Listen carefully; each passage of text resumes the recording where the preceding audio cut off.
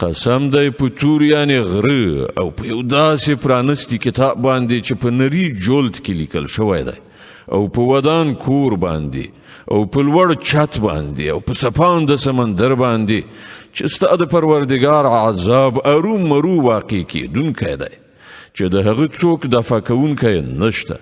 هغه به په هغه ورځ واقع شي چې آسمان په اوړېدو راوړېدو خوځېږي او غرونه په چټک تګ سره روان شي. تباهي ده په هغه ورځ د هغو دروغجن ګڼونکو لپاره چې نن د لوبې په ډول په خپلو دلیلونو جوړونو کې اخته شوي دي.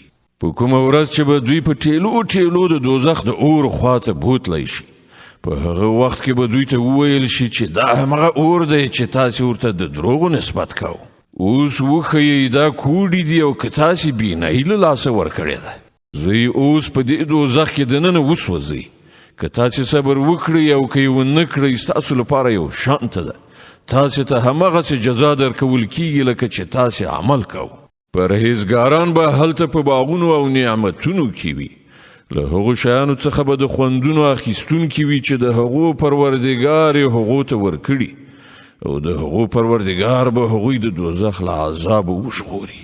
هغو ته به وویل شي خورئ او څښئ په خوند سره د خپلو هغو عملونو په بدل کې چې تاسې په دنیا کې کول.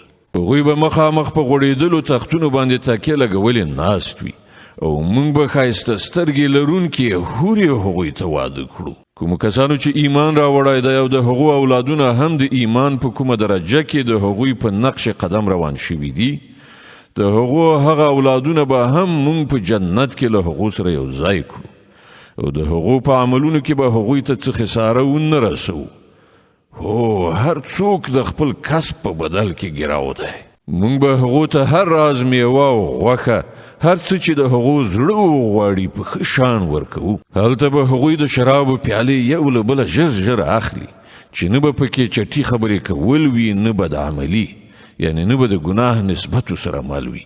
او د هغو په خدمت کې به هغه هلکان په منډه منډه اوړي راوړي چې د همغو لپاره به خاص وي، داسې ښایسته لکه پټ یې ساتل شوي مرغلرې. دوی به په خپلو منځو کې یو له بله په دنیا کې د تیرو شوو حالاتو په هکله پوښتنې کوي. دا به هم ووایي چې موږ پخوا له خپلې کورنۍ سره د عذاب څخه په ویره کې ژوند تیراو. په پای کې الله پر موږ فضل وکړ او موږ یې د سوځونکي عذاب نه وژغورلو. موږ په مخکني ژوندانه کې له همغه نه دعاوې غوښتلې.